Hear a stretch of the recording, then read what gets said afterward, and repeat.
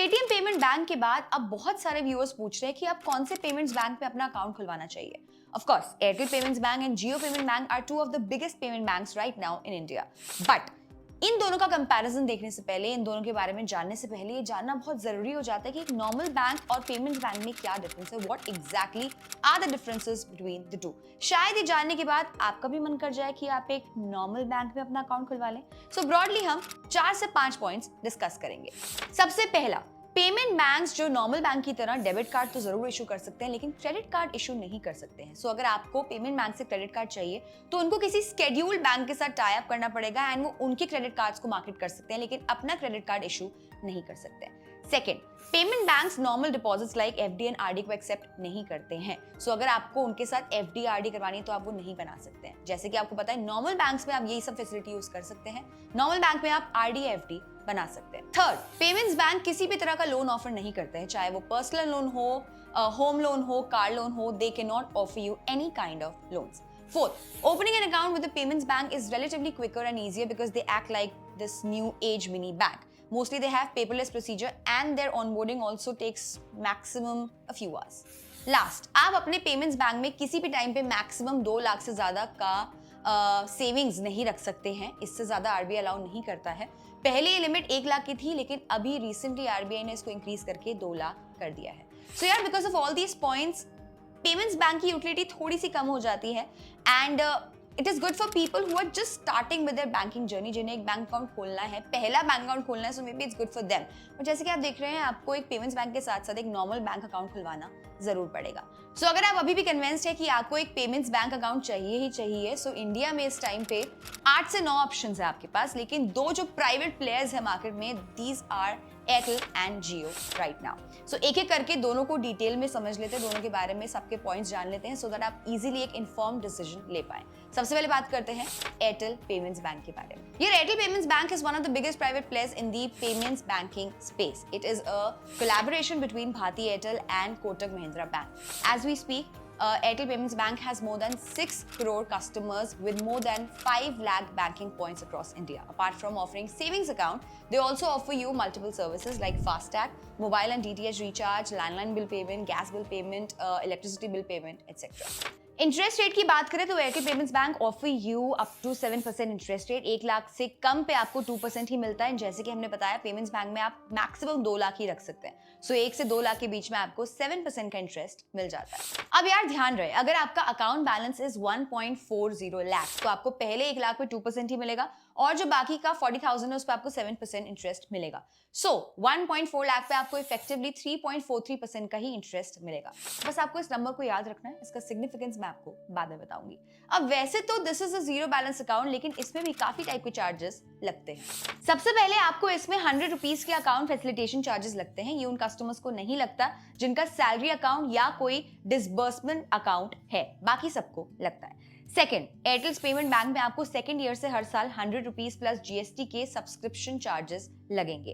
अब यार, आप अपना इंटरनेट बैंकिंग से कैश लोड करोगे तब आपको कोई चार्ज नहीं लगेगा, बट अगर आपने इनके बैंकिंग पॉइंट पे जाकर कैश लोड करवाओगे तो आपको 25,000 तक का कोई चार्ज नहीं लगेगा। उसके बाद आपको 25,000 से 50,000 के बीच में 0.5% के चार्जेस एंड 50,000 से ज्यादा में 0.75% के चार्जेस लगेंगे। अब यार, सुनने में बहुत ज्यादा नहीं लग रहा है, लेकिन अगर आप 40,000 का कैश लोड करवाओगे तो आपको 200 प्लस जीएसटी का चार्ज लगेगा, which is to high.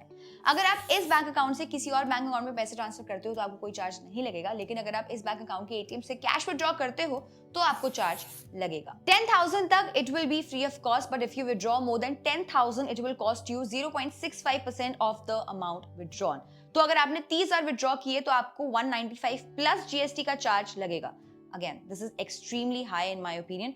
ATM से पैसे विड्रॉ करने के लिए अमाउंट बहुत ज्यादा है। एडिशनली अगर आप एयरटेल वॉलेट यूज करते हैं तो आपको एडिशनली चार्जेस भी लगेंगे। अगर आपके पास मिनी केवाईसी वॉलेट है एंड अगर आपने महीने में 6 दिन इनका वॉलेट नहीं यूज किया तो आपके अकाउंट में से ₹20 प्लस जीएसटी की मेंटेनेंस फीस काट ली जाएगी। अगर आपने 7th, 8th, 9th, 10th day भी यूज नहीं किया तो आपको हर दिन ₹10 प्लस जीएसटी कटेगा। इसके अलावा they also charge for both virtual card and physical card.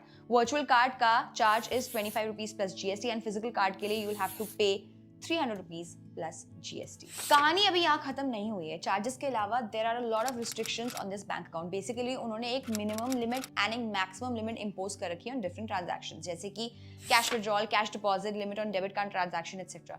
इसकी लिस्ट मैंने यहाँ पर आपके लिए लगा रखी है. आप इस वीडियो को पॉज करके स्क्रीनशॉट ले सकते हैं और बाद में इसको एनालाइज कर सकते हैं. So ये तो बात हो गई एयरटेल पेमेंट्स बैंक की. Overall I feel it's a very restrictive kind of an account and कितना भी आप याद कर लो, कोई ना कोई फाइन तो आपको इसमें लगेगा ही लगेगा.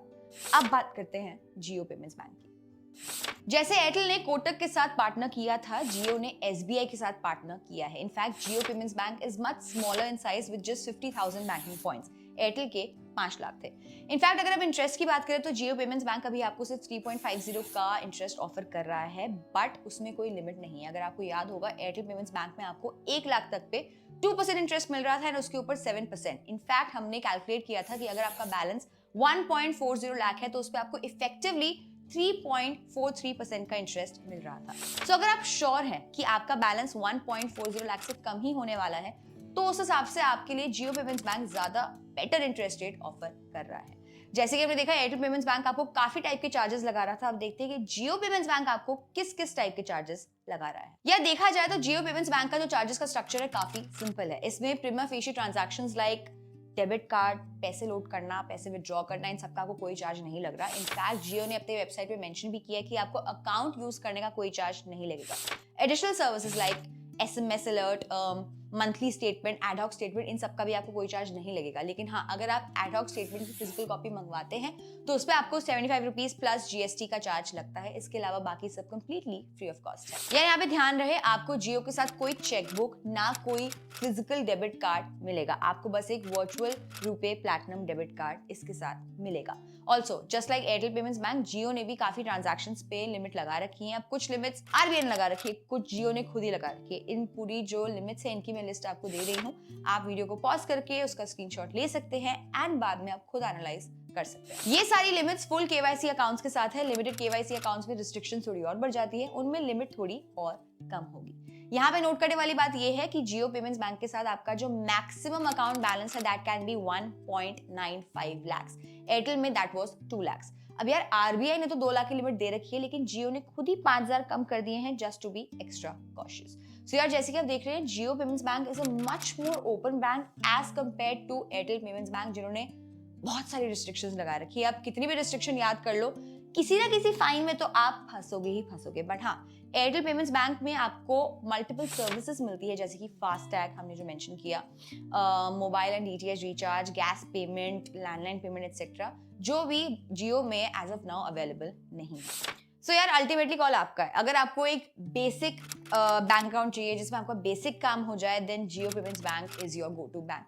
लेकिन अगर आपको एक मल्टीपर्पज बैंक अकाउंट चाहिए, then you can definitely consider Airtel.